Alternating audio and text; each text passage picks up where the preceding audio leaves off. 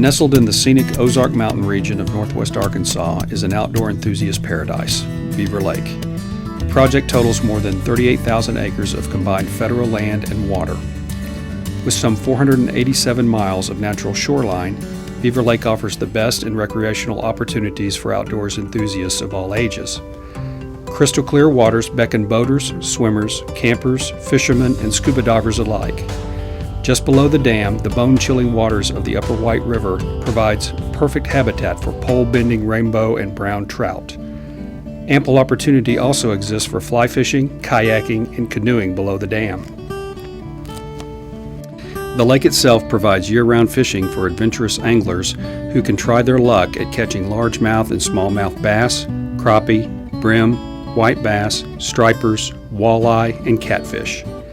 Areas around the lake also provide hunting opportunities for white-tailed deer, turkeys, waterfowl, and other small game.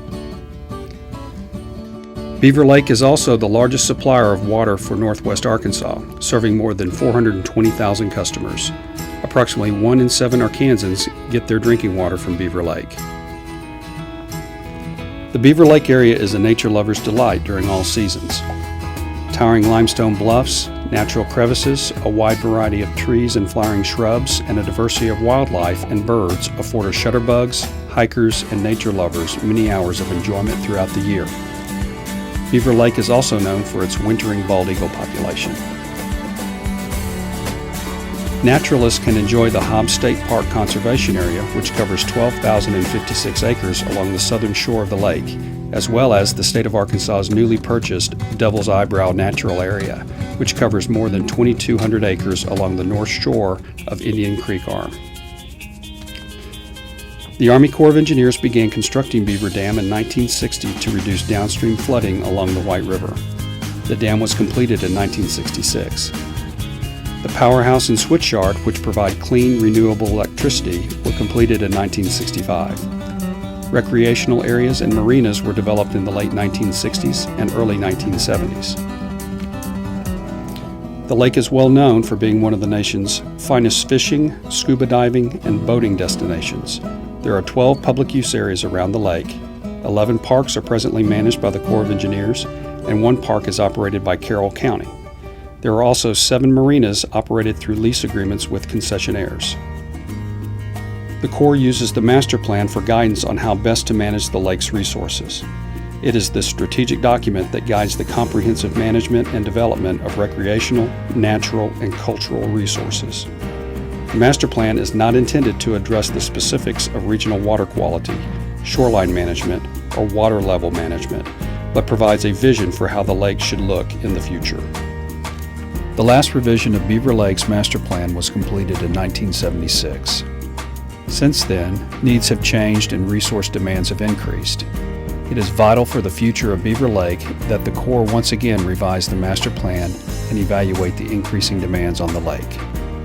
No single agency has complete oversight of the lake, and no 2 visitors share the same vision of how the lake should look in 20 years.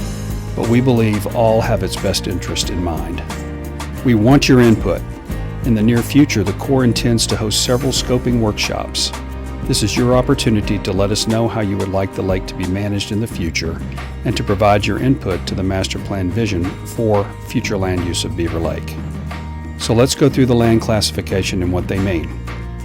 The land classifications at Beaver Lake include project operations, high-density recreation, environmentally sensitive, and multiple resource management lands, which include the subcategories of low-density recreation, wildlife management, vegetative management, and future/inactive recreation areas.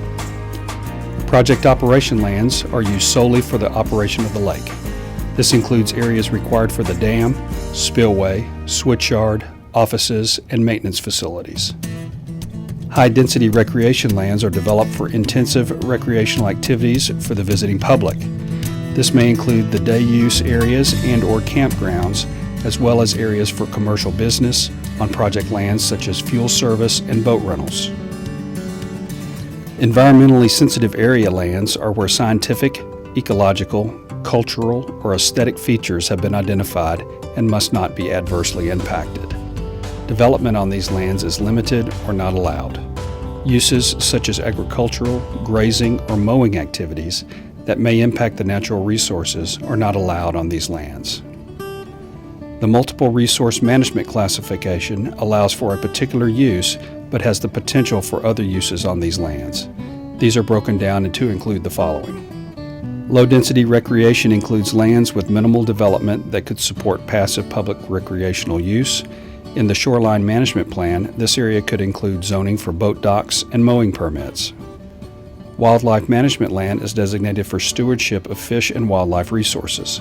Management programs to improve forest and rangelands for wildlife are allowed in this land classification.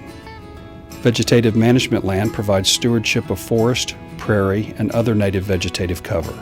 This land classification is a new category given by updated guidance. A potential benefit of this land classification is service as a natural filter between land and lake to preserve water quality.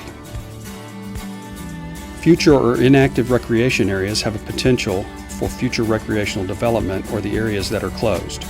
Until there is an opportunity to develop or reopen these areas, they will be managed for multiple resources. In addition to land classifications, Beaver Lake also has water surface classifications. The subcategories of water surface classification includes restricted surface waters for project operations, safety, and security purposes, such as near beaver dam and water intake structures. Designated no-wake areas provide environmentally sensitive shorelines, recreational water access from disturbance, and for public safety. These can be found near marinas and boat launching ramps. Fish and wildlife sanctuary areas are where annual or seasonal restrictions are in place to protect fish and wildlife species during migration, resting, feeding, nesting, and/or spawning. This water use classification is a new category given by updated guidance. Open recreation areas are waters available for year-round or seasonal water-based recreation. In addition to land and water classifications, easements on lands around the lake are very important. Easements were acquired for specific purposes and do not convey the same rights or ownership to the Corps as other lands. Flowage easement.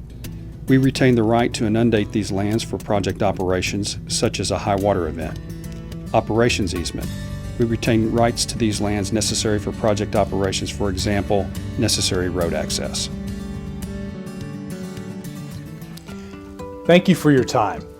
Our team is working very hard on the Beaver Lake Master Plan revision. I encourage you to read the materials available, ask questions, and make comments. We invite all of you to be part of this process and help us complete the revision. Additional information on the public workshops and comment period can be found on the Beaver Master Plan website. On the website, the Corps outlines the process for submitting input to the Beaver Lake Master Plan revision. Once all the comments are received, the team will review and process all of your input. Thank you for your involvement. The revision process is important to all of us for the future of Beaver Lake.